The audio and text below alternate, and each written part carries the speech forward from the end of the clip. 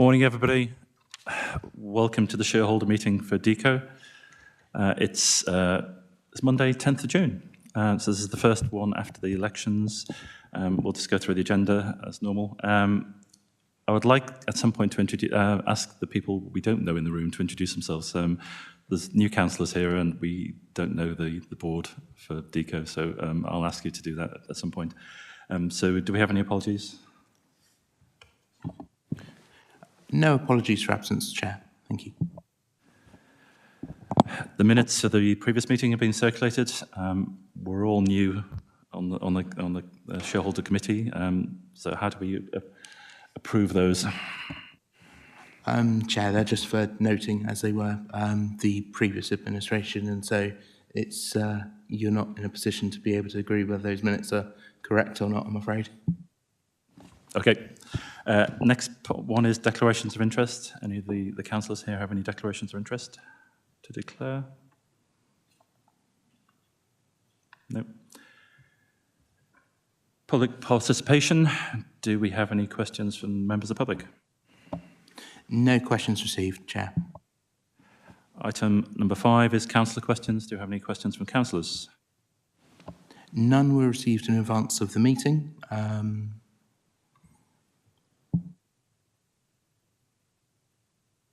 I don't see anybody in the room asking to talk. No. So item 6, for the committee to note the terms of reference, which are in the agenda pack. Everybody happy with those?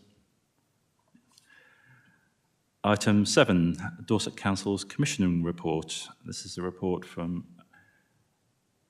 Claire Webb, I believe. Yep. Thank you, Chair. So Claire Webb, Strategic Commissioner for Education. So this is the standard commissioning report that we present at each shareholder committee.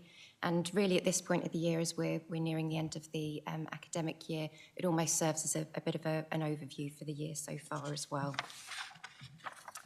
So what this summarises is the arrangements that are in place for commissioning. So we have regular contract review meetings. The council also attends the DECO board as well.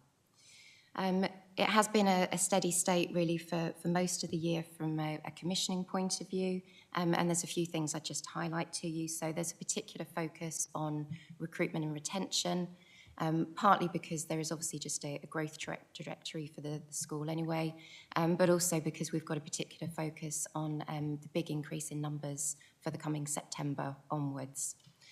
So we actually have a contract meeting tomorrow where we'll be reviewing the position, but we've been discussing that in quite some detail for quite a bit of time, and we're assured about the steps that are in place that the company's taking to recruit a sufficient number of, not just sufficient number, but a quality also, and we've also been talking to them about the learning development offer that they've been putting in place, partly to attract good quality teachers, but obviously as part of retention as well.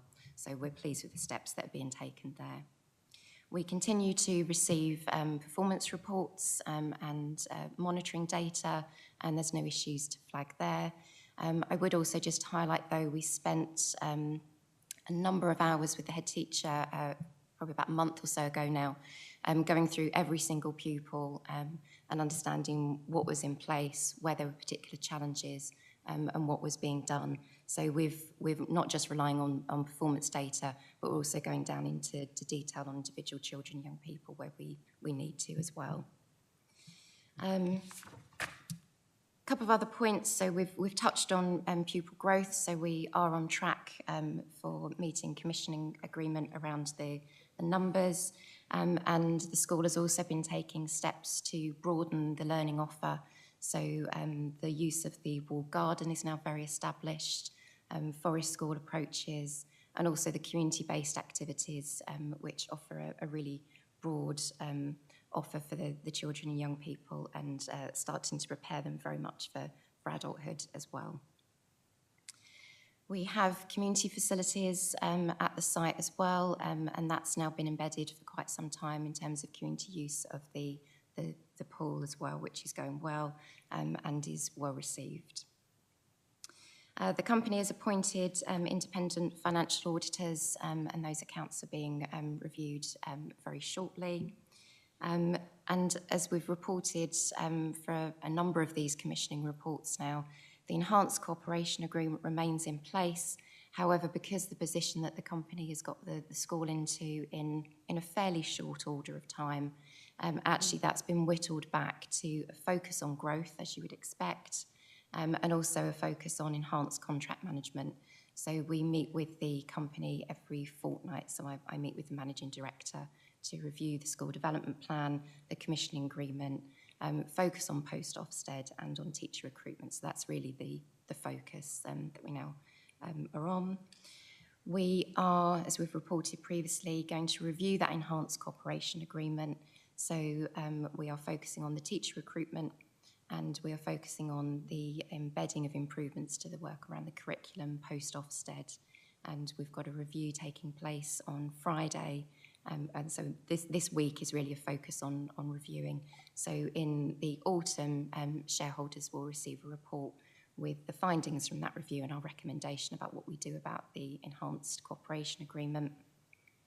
I think what I would stress, though, is regardless of whether there is an enhanced cooperation agreement or not, what we will have is robust contract management arrangements. So they will stay in place, whatever. And alongside that, because of the growth in pupil numbers, we will continue to have additional arrangements around that growth. So we will continue to meet on a weekly during school time basis to manage that growth.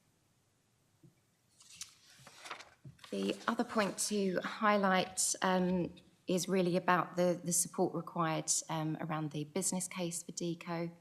And we have in place our internal commissioning board, that's chaired by the Chief Executive. And the focus there is very much around phase 2 of the capital works, ensuring that the site is therefore and ready to be used for the school at the capacity that we require it to be used for.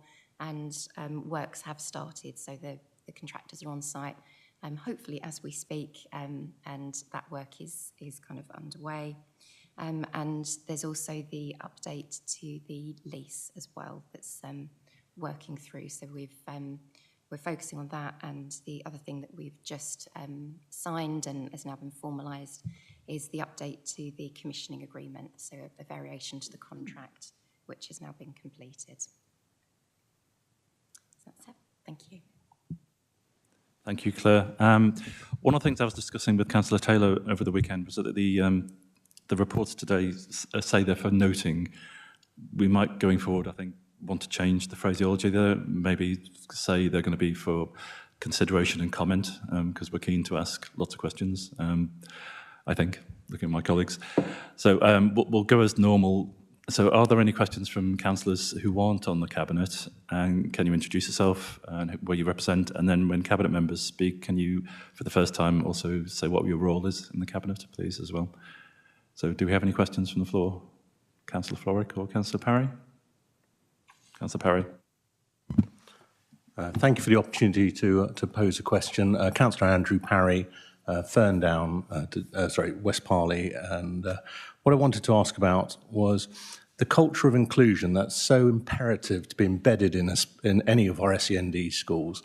But have you managed to succeed in keeping that culture of inclusion? Because we have, unfortunately, in the past seen a high level of isolation or exclusion from pupils in SEND settings and other areas. And is this something that Coombe House has successfully tackled? Have you got data to justify it?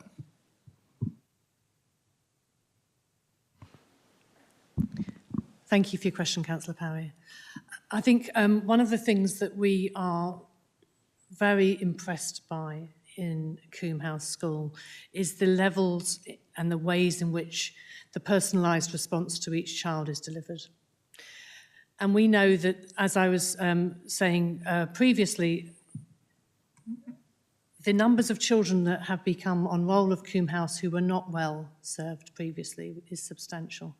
A number of those children weren't in full-time education or any education at all. They were children who had, as you say, sadly experienced some of those exclusion experiences in other parts of our county. So along with our other good and outstanding special schools, Coombe House is absolutely joined in being in that personalised, really thoughtful approach to all of those children and young people. Sometimes, as you appreciate, especially in 2024, our children are experiencing real difficulty in being present and being in a way in which they can access learning. But what I'm really confident about is that Coombe House School is, as I say, along with our other schools that are all good and outstanding, our other special schools, really leading the way in terms of how to deliver inclusive special education for children.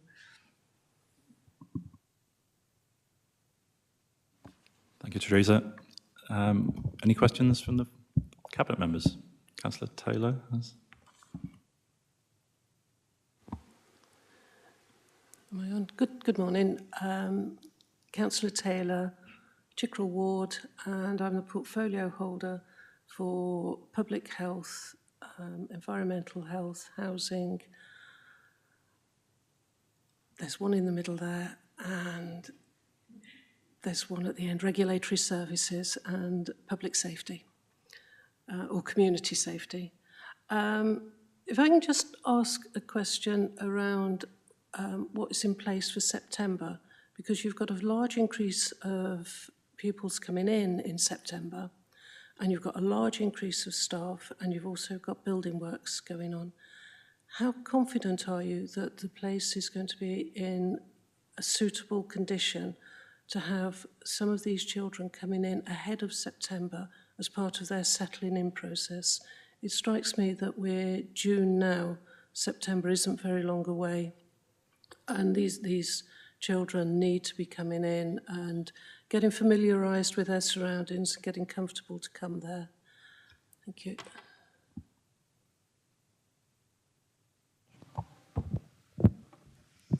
Thank you, Councillor Taylor. Amanda Davis, Corporate Director for Education and Learning. So we're really pleased with the transition arrangements that are in place for children coming in and for planning and preparation with the teaching staff, as you describe. It is a very, very important part of readiness, isn't it? Readiness of the setting, readiness of the families to feel like very, very confident that their child will have a great start to Coombe House School. So everything we've seen and heard tells us that that planning is in place and it's being very carefully managed. Supplementary, have we got plans in place just in case the building work isn't completed in time, please? Thank you. I think our middle name is Plan B, I have to say, Councillor Taylor. There are real challenges, aren't there, with the levels of building capacity. And what we're doing on this site is, as we all understand, unique and extraordinary, but equally, building on any school is always a challenge, and what matters most is that we're not disrupting the children during that time. We have looked at a range of contingencies. None of them will ever be as good as the original plan, and so we work really hard with our place colleagues here who work really hard with us to keep those plans on track, but we are at the kind of mercy sometimes of deliverers and providers and of those building programmes. We have got timelines with ourselves and the company, and DCO board may well want to, and Andy may well want to reference some of these things. We have already looked at the possibility of sometimes having droppable on-site buildings that we could then relocate to another space, so we don't see it in isolation from the rest of our SEND capital strategy, but very much, other opportunities for us to think about classrooms that can be positioned there as part of a Plan B, which we can then reuse on another site in the future. So be assured that contingency planning is live and well, and we remain at the mercy of the market and sometimes the weather and sometimes a range of other delays that we wouldn't want to see happen. Most importantly, we know that once we tell a child that they're going to be going to school there, we must try and keep that promise because that's the expectation of us all. Thank you very much for that. That's really heartening to hear because it's so easy to have a plan A and not work out what is going wrong. And there's so much can go wrong in these sort of things. So that is really heartening to hear. Thank you. Councillor Sutton. Thank you. Councillor Claire Sutton, Robbwell and Wyke in Weymouth, Cabinet Member for Children's Services, Education and skills. I'm on the same kind of theme as Jill, which probably won't surprise you. I think you said we're on target for the 116 by the end of this term. Is that correct? Out with that, and I'm not sure if this is a question in relation to the next paper or in relation to this paper, so I'm wondering why there aren't actually numbers for September, why there isn't actually a figure that we're aiming towards. That's the first part of my question.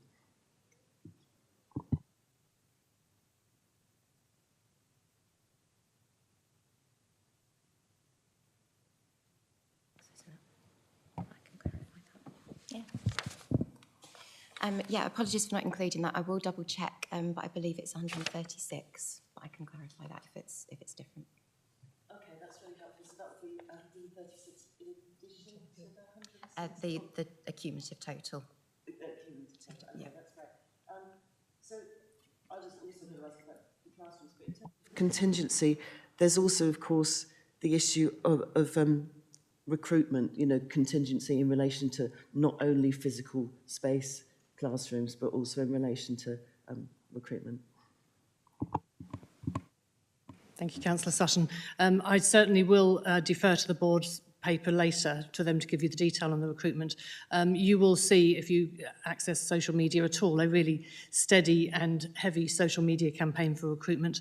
Recruitment into all special schools in the region is challenging. Recruitment into special schools nationally is challenging. We know that kind of workforce is a workforce that has struggled over the last few years, and we've seen a lot of leavers within special school frameworks. So very much thinking about what can we do that makes it special and different, and equally retention being a big part of that. But I know that the board will want to talk about their recruitment and retention plans as they present their report. So if I can leave that till then, that would be great. Thank you. I think Councillor Biggs has a question. Good morning. Richard Biggs, Cabinet Member for Property Assets, Economic Growth and Levelling Up, Member for Poundbury, Dorchester Ward. I was interested to hear you mention, Claire, that contract management was going to be a focus of something that's going to happen. How is that going to happen, and how can we be independently assured that it's improved or is being measurably better, other than words to say that there's more effort's going to go into it? Thank you. So the contract management that's in place, so I meet as the lead commissioner with contract support, and I meet with the managing director on a fortnightly basis. So the focus for that is the school development plan, and that includes the work that they're doing post-Ofsted. We also focus on the performance reports, so there's a schedule of information that they have to report as part of the contract, and we also focus very much on the growth plans as well. So the contract management process is essentially business as usual activity for us, and what you get through this commissioning report is really the highlights of, are there issues or is it on track? And is there any activity that we need to take in addition? So, for example, the reporting around the enhanced cooperation agreement shows that we've taken that contractual step where we've needed to, and then we've managed that, we're monitoring it, and we're now in a position to review it. So really the autumn report that you get will give you a good overview of where we're going to be going forward and what that contract management arrangement will look like, whether we have the enhanced cooperation agreement in place or not. So that sounds very positive. I suppose, is there any independent assurance that we'll get, other than your warm words in the report, that things are going wonderfully, or there's a few areas that need attention? Is there anybody ascertaining to say, otherwise we're marking our own homework, I suppose? Well, we always have our friends in Ofsted, Councillor Biggs, to help us with that. And they do, and I'm genuine about that. So clearly they are the regulator, along with DFE, in terms of this as an independent school. What I would say is that we have a range of agreements with anybody that we commission in terms of some need-to-know activity. And so if there's anything that the school are identifying as something that could be concerning for us as a council, likely to bring the council into disrepute, or anything that kind of is happening that is concerning and worrying around any of the children, we have a very open and immediate conversation around those issues on a very regular basis. We have quite a presence in terms of a joint partnership with the schools, so we're frequently on site, either having business meetings or visits generally, which again adds to that very open environment of the school. I would genuinely say to you, in terms of any of our commissioned independent schools, I feel more confident about having a real transparent window on this school than anything else. And I've never felt anything other than the sense of real openness and ability to share any concerns that are emerging, because it is so important to be able to do that. But ultimately, the other arbiter of the truth would be Ofsted.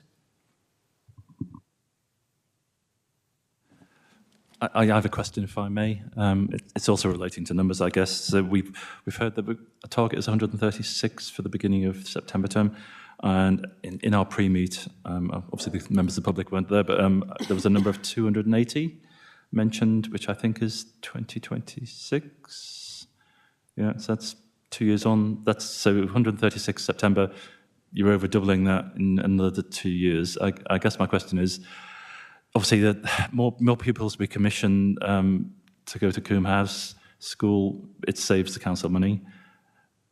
I guess my concern is that saving embedded into the children's services budget going forward? We're assuming those savings will be made, and if so, how likely are we to hit that 280, or is that a risk we need to be considering? Thank you, Chair. So just a reminder to colleagues that the savings are to the high needs block, and those numbers are factored into the high needs block reduction strategy. So what we know is that actually the savings, I'll continue to use the word, but the lower spend on Coombe House as opposed to other independent schools means that we will see a decrease in the spending in the high needs block. They are factored in. It does look like a steeper growth, but of course getting going is harder than keeping going. Well, I keep telling my staff that anyway. And there is something about, the opportunities that are now opening up on that site are larger and bigger and better than we were able to kind of open small numbers of classrooms to begin with. Most of the classrooms are small, and you may want to discuss this with the board. And as I've said before, the classrooms and the schools are emerging schools within schools on site, and that's why we can have some confidence about those numbers getting up to where we want them to get to. But we must grow steadily, we must grow with the right staff, and we have some projection within that, as I say, within the high needs block, but it isn't in any way associated with the Children's Services General Fund budget of the council.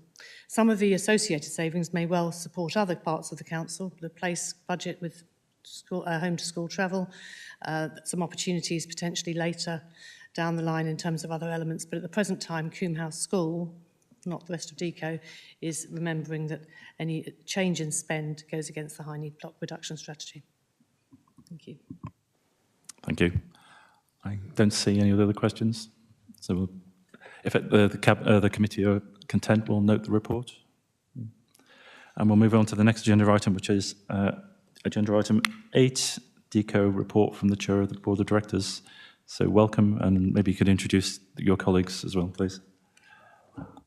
The whole of our line, actually, I'll get to introduce ourselves. So I'm Ian Comfort, I chair the board, and I'm going to go down the line and ask others to introduce themselves, if we can switch the microphones as we go. My name's Andy Holder. I'm the Managing Director of Dorset Centre of Excellence. And am I on the right thing? And I'm Frances Nicholson, and I'm one of the directors. Hello, I'm Leslie Miller. I'm one of the directors. I'm also the chair of Dorset Parent Carer Council, which is the SEND forum for Dorset. Hi, I'm Sarah Locke. I'm the Quality Insurance Officer. Let's fasten the microphone back on. I'm not going to repeat everything from my report, because Claire's picked up a lot and there'll be some duplication, I think. But I've been picking up on some of the questions from others, which I think we can add a bit more to as we go round. What I thought I'd do is go straight to Andy, first of all, so give you an update on the school, and also can update you on pupil numbers and other matters that have been raised here, first of all. So, Andy. Yeah, thank you. And again, we'll take it that the report's been pre-read, and I won't go through it line by any means, but just to highlight some pertinent points. As Claire's already alluded to, we're really focused on growth at the moment. So in the approved 5-year business plan that we're working to, this period up to September 24 is the largest step up, both in terms of pupil roll and also numbers of staff that we're recruiting in one single window. So it's a real focus for us at the moment. But we are making good progress on all fronts in terms of that. Certainly around our work with transition, with pupils as they come into the school, we're able to be far more personalised and offer far more bespoke packages for families and pupils who need that. And that's leading to them joining the school in a very settled, calm and positive way, which stands us in good stead for September 24 and beyond, where, as I've just alluded to, we're making the biggest step up. People have already commented on, rightly I think, about the importance of having the right buildings in place for September 24. We're certainly keeping a very close eye on that indeed as we get ready for that.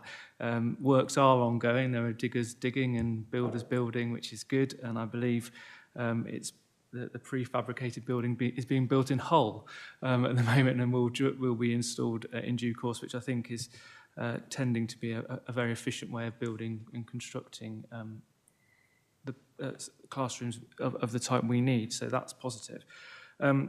We're having conversations within our commissioning meetings with Claire and others about contingency arrangements if for whatever reason those classrooms are delayed. But I think our hope and our focus at the moment is that they come in on when they're supposed to come in, and we'll start the year as we hope to.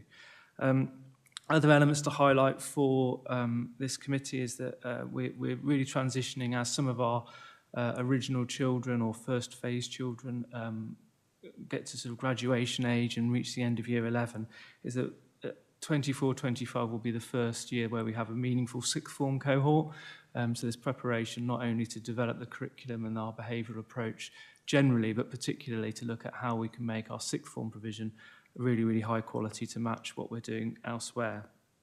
Other areas where we feel we're innovating and trying to really push the boundaries of best practice is some of our therapeutic environments that we're developing. So we did a pilot scheme recently developing therapeutic classrooms and also therapeutic dining space, which has had tremendous feedback from our pupils, our families and our staff. So we're continuing to roll out the principles of that, both within our school, but also through the commissioning arrangements we've got, looking at whether there's any practice that could be shared with other settings. And we're very keen on, in both directions, making sure that we're learning and developing and thinking about how to do things as well as we possibly can. Just a comment on leadership, the research around the impact of really high quality, stable leadership on any children's service, particularly schools, is really clear. If that's not right, then invariably lots of other things won't be right. We're very pleased with the stability and the quality of our leadership team, which is growing and developing as the school grows, and that is feeling really positive. In terms of some of the comments that have come from councillors so far this morning about the level of support and challenge and maybe some independent views coming in, we build that in fairly robustly ourselves. So we have tended to invite independent consultants to come in and with a particular hypothesis and give a view about whether they feel things are going as well as we do and as well as the council maybe do as well. And we've certainly brought in school improvement partners that are independent from us and the council to come and give us an independent view, which I think is helpful and something we continue to intend to do. In the report, there's, again, not going through line by any stretch, but there's a section in there about feedback from families. Themes within there for us are around reductions in anxiety for pupils who attend and the impact that also has on the wider family and peers and parents and carers. Sleep improving, attendance improving, people feeling that their needs are recognised and understood well at Coombe House School, which is lovely to see, and that's certainly what we aim for. There's comments about warmth and a comment about a pupil who's found their place, which was put into words, something that we're certainly aiming for. So that's the section on the school from the report highlighted. And the only other bit that I want to add on behalf of the board is just to say you're a new shareholder committee that has a role overseeing Coombe House School and the wider Dorset Centre of Excellence, and we would really welcome you to come and visit if ever you want to. We're really keen to have external scrutiny with whatever guise that is, and we have an open door policy, and we think it would be interesting and probably helpful for you to come and have a look, and you're welcome anytime. Just let us know and we'll kind of help you with whatever you want to find out on such a visit. Thank you, Andy. I'm just want to ask Leslie to add a bit more flavour as well to parental feedback, because it's so important to us. Thank you. I recognise, Councillor Taylor, about the anxiety of parents who are travelling up there, who think their child is going to a second rate, why they're being pushed up there, because every child's story is different, and Coombe House recognises that. They work very hard, and the best thing, as my role as the overview, I'm there representing the parents, and I have really good, strong working relationship, not only with Coombe House directors and with Andy directly, but also with Children's Services. So I can see it from both sides of the coin. I can really understand how they're all trying to come to work together and are meshing. And this is such a strong message that's now going out to families. My group has over 900 parents signed up, and our social media is very rife, so I can pick up on themes that I can share with Andy, say we've got concerns, there is talk about this. Then I find out that the local authority has picked up, so I can start seeing that there is really good working practice and there is a good partnership. So although you as shareholders must be thinking, what is it like out there for families? We are on a cusp of massive changes, and there is positive messages going out, because families are so scared of their children being sent out of county, which actually might be Bournemouth, which doesn't sound far away, but we know children have gone further than that, and that can't happen anymore. And with all the innovations that the Children's Services are now putting in, which Coombe House and Dorset Centre of Excellence is one, there is going to be some really good opportunities for the young people in Dorset, whatever age they are. And I think Andy's just mooted about the sixth form. We are planning these children's future, and they're doing it in partnership. So I'm very, very comfortable with that. And it's really good that the investment by Dorset Council and by the professionalism of the board and the leaders within that school, we are starting to see changes, and it is getting out there to the wider public, and it hopefully, well, not hopefully, it will make a difference in future. But you're investing now for the future children, and I can really see, and the families are starting to notice, there is a difference happening in Dorset. Sorry, I could get on here for ages. Sorry. Thank you. I was going to say, just at the end of the part of the report on the school, that the board is acutely aware of the need to manage the growth of pupil numbers very carefully. If we get it wrong, if we were to get it wrong, that's going to have a significant impact both on the individual child and on the children at the school. So we do need to manage that growth very carefully, which means that we need to manage the transitions into the school to make sure that that child's transition plan is the appropriate transition plan. We need to make sure that we do have the staff in place before the children arrive, and the staff clearly understand the ethos of the school and have the skills to be able to manage the children that are coming into the school. And so it's very critical to us to manage that transition. So although we may focus on growth, we're not going to have growth unless we manage it correctly. That's very clear from the board. And secondly, part of that is making sure that we do have the premises in place. So the building works for September, having that in place is critical for us. We're working incredibly closely with Dorset colleagues on this. We have to make sure we've got contingency plans in place, because that's part of the overall plan to make sure that our success as an organisation. So I think I'll finish the school on that note, just with saying that the board is certainly mindful of the dynamics of that growth. Moving on to commercial, there's a section here on commercial. The main use of the facility is a swimming pool. That's going very, very well. I'm not going to say any more about that. You're all welcome to come up to the swimming pool, and there is community use of that. We have had an issue with business rates, in that it's impacting possibly on our budget. We're appealing that at the present time on the evaluation of the business rates. Dorset Council colleagues are aware of this, but of course the school isn't in Dorset that's charging us the rates. So therefore we're having to be careful about that. But we are currently appealing that R&D discussion, and that can, if we can't resolve it, have an impact on some of our financial modelling, but we are aware of that impact as we move forward. And then I'll just move on. You've got a section there on the business plan. Our growth is in line with that business plan, as been said, and we work very closely with the council in making sure that business plan is kept on track. We still have the lease to finalise, but that's basically also in train at the moment. It's not causing us significant grief. It's one of those things that takes its time as we go forward. And then Andy has picked up on the need to recruit great staff into the school, and we're on that at the moment, making sure that we do that, and that's been very successful. And then finally, for this board, I'm sure you'll be pleased to know, we ended the 2003-2004 financial year ahead of our budget as expectations, so that we spent within our means as planned over the last year, and we've appointed auditors to review those accounts. That's a quick romp about the other aspects of our work, and we're open to any questions you want from any of us, really.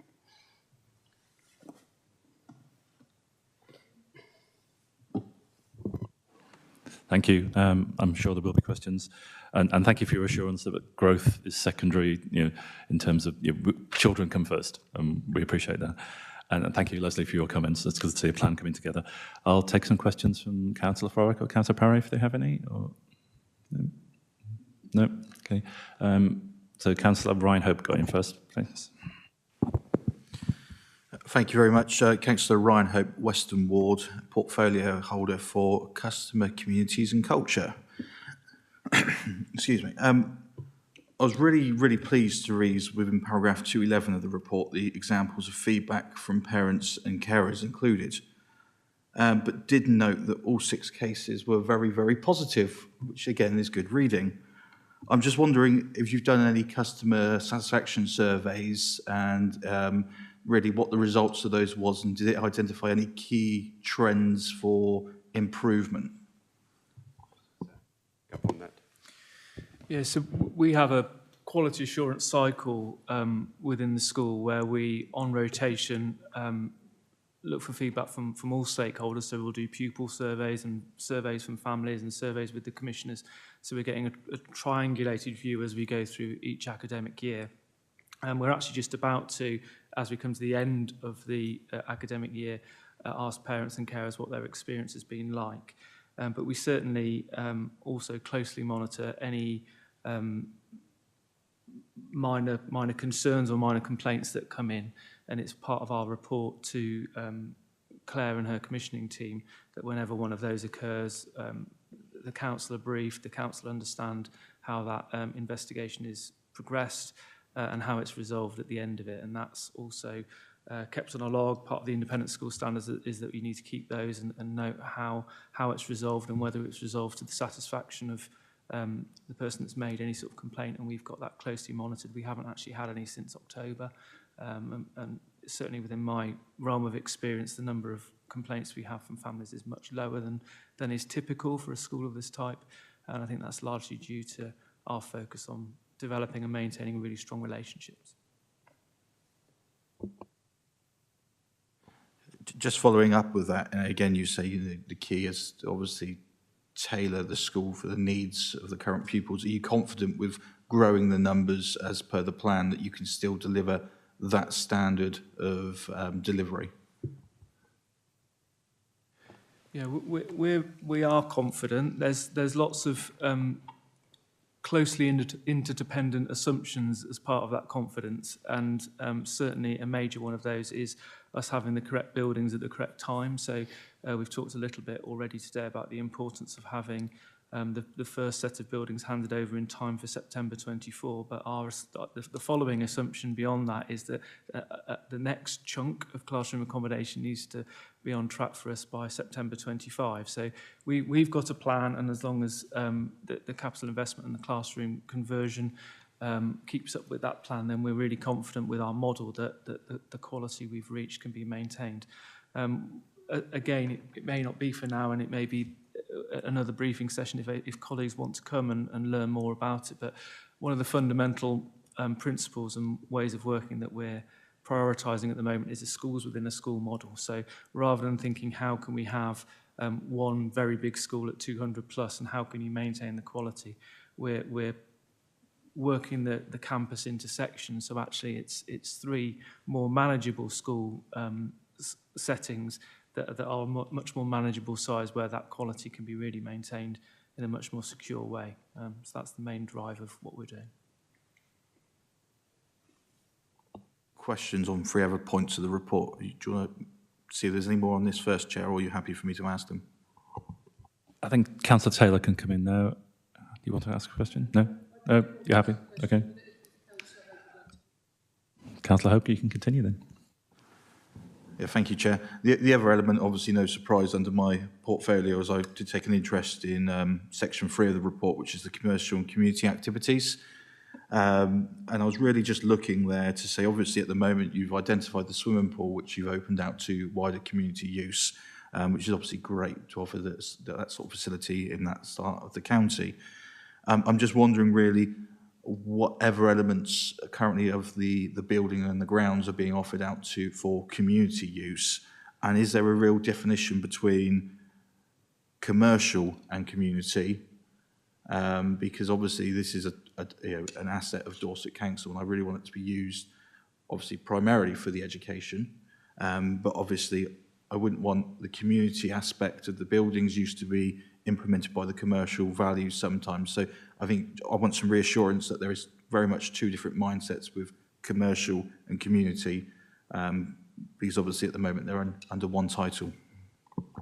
Let me just give you an overview of that first of all. So we have a community and commercial subcommittee, which is subcommittee of the main board, which focuses on that.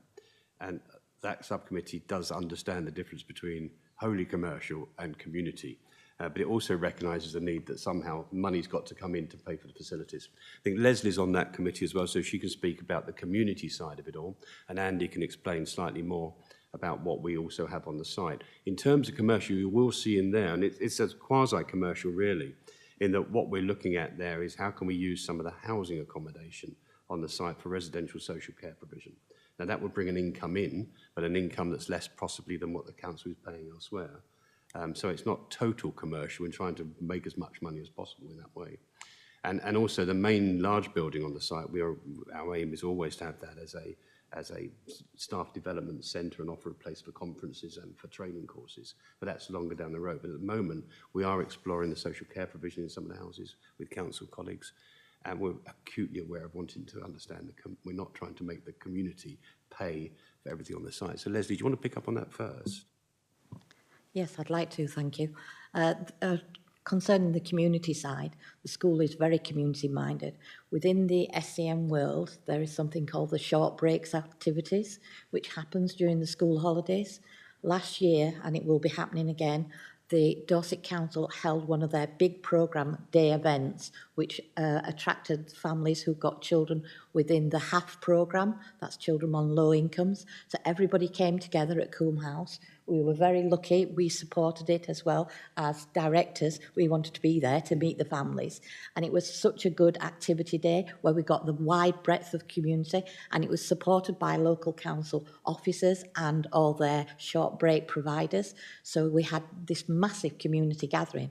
This is something that garnered really good, strong local conversations and enabled people then to approach the school and say, excuse me, we have a gardening club. Can we work with your students? Can we do this? And so conversations are really, really active at the moment. We're not turning everybody away. We're mindful of the children that are in there, and we always have to be, but it doesn't stop conversations happening. And we are going to establish a really good community network up there, because I'm sorry, they are isolated up there and the families do need us no matter what they are.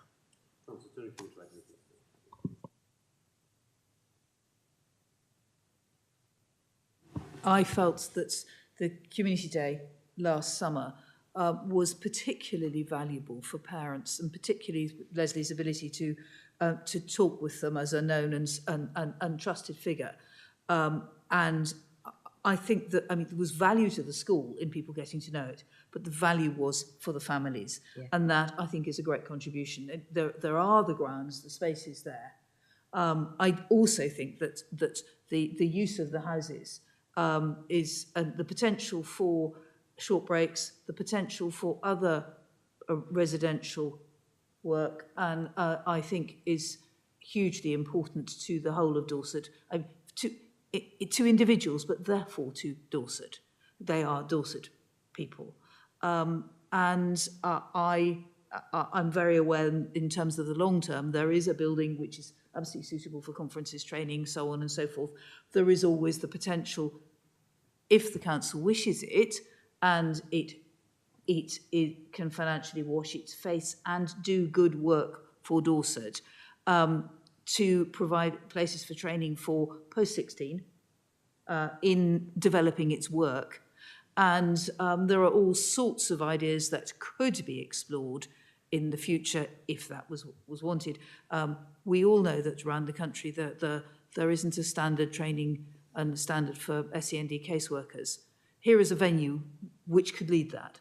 Now, that's a pie in the slightly at the moment pie in the sky, but we've got the spaces.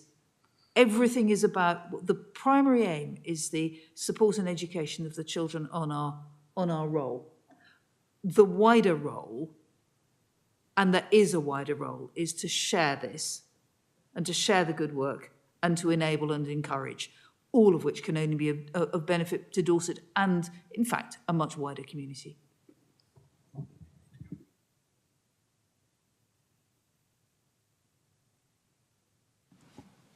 Okay, Councillor Taylor? I hope, sorry. Yeah. Councillor Taylor, no. I'm actually going to ask a different question to the one I was going to ask, but I might come back on that. This council has signed up for a net zero.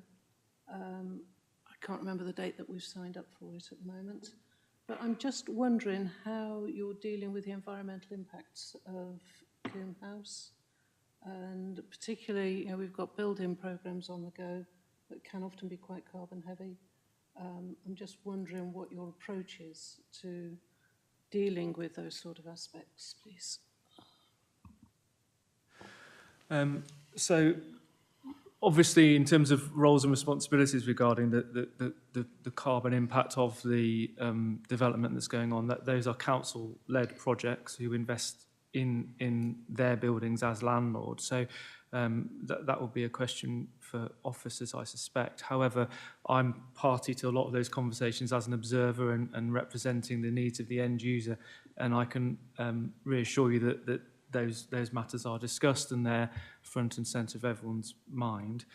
Certainly some of the older buildings, that becomes more challenging than the building that's currently being built for, which is a new prefabricated building, which is going to be really, really high quality in terms of its carbon credentials, and the older buildings will be harder, but it's a question for council officers, I suspect, because they're leading on that project. Thank you. I think, Andy. Okay. We talk about playing catch in children's services, and I've just caught that one. I'll come back to you with a fuller answer, because I think it requires that. But fundamentally, it's absolutely a part of every consideration we make. There are some elements on site which are really helpful. So, for example, the swimming pool remains filled from the on-site water reserve that was previously known as the Nun's Well. It's not from kind of, so there's some very kind of novel elements which are really welcome. There are some other elements which we need to kind of really work up and think about what the changes are. So how far those children were travelling previously as opposed to how far they're now travelling. I think it's a helpful question because it would actually allow us, I think, to really do some work on that and bring that together. It's always considered, but I think it would be great for us to kind of pull that together into a response view. Okay, thank you. And that's what I wanted to hear, because this sort of thing is often overlooked. with a drive to go forward and looking at costs, and even things like, sort of how much recycled paper is used and all that sort of thing, and how recycling is done is really becoming crucial these days. And actually, I also welcome your answer, because I was going to ask about the distance children are travelling, particularly with the large increase towards September, and also looking at, being a Weymouth councillor, looking at the centre on Portland, which has been delayed by the DFE. This was not our doing, this is DFE. So whether we are actually sending children further distances than we would currently like to. So thank you. I think the brief answer is yes, we are at present. Osprey Quay does remain delayed at the present time. We continue into conversations with the DFE about their delivery of that site, and we are being as demanding as we possibly can around that. We know how important that would be and how appropriate that would be for so many children in that area. So we'll, with my colleague Aidan, we'll look at that carbon footprint issue and certainly all of the elements that you've raised today. That would be really helpful. Thank you.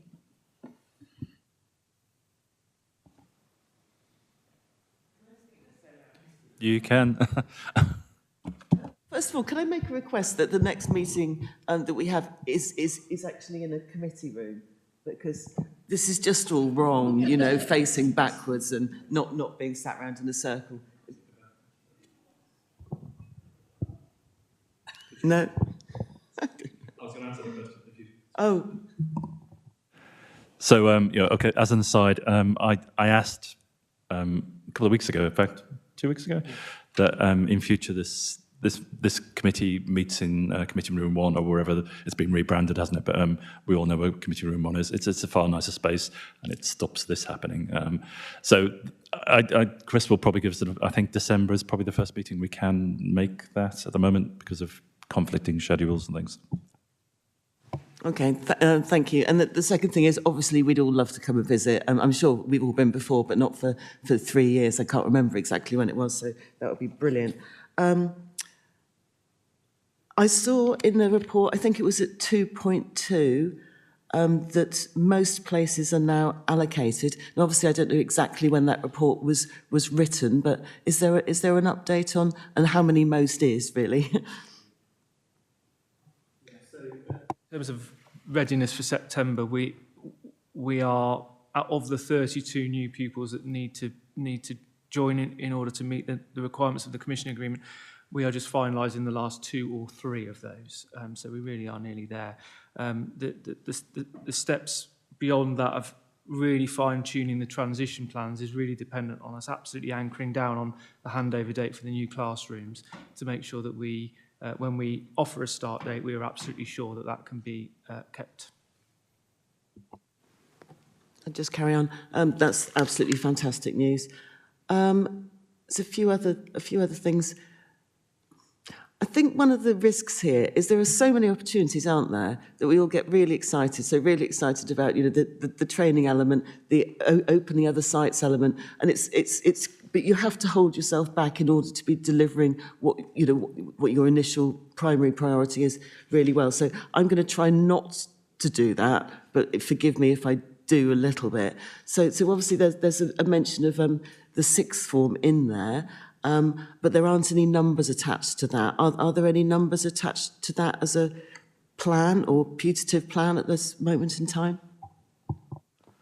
Yeah, so at maturity, when the school is at full numbers, the sixth form is going to have the capacity of around 40 children, but that will occur when all of the classrooms have been built and handed over and are ready. So that's the rough target we've got there. That being said, that one of the basic premises of how we've developed is that different areas of the school can be made larger or smaller dependent on what the commissioning needs of the council are at any given time. So that's the rough figure right now.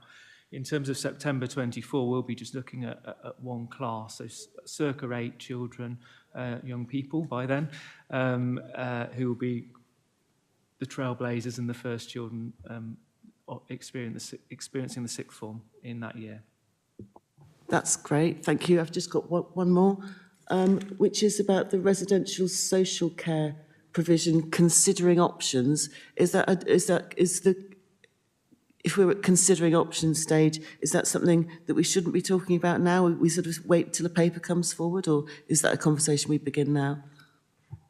I'm happy to provide an update about where we are. So it's a significant focus of our Commercial and Community Committee, and we are really quite late on in the planning stages for that. We've had some really excellent conversations with officers in the last 3 or 4 months since the last shareholder committee, where we've been really trying to push that forward. And we are hoping to be able to bring that paper really soon to one of these meetings for full consideration. Yeah. Okay, I don't think we've got any further questions. So if the committee are happy, we will note the report. Thank you. And as Councillor Sutton mentioned, I think a plan for a visit is in the offing. So moving on, the next item on the agenda is the forward plan, which is in the agenda pack. Has anybody got any comments they'd like to make? No? Okay. Then the next agenda item is urgent items, I believe, and there aren't any, as far as I'm aware. And then the final one is exempt business, and there is no exempt business. So with that, I'll draw the meeting to a close and thank you for your attendance. Thank you.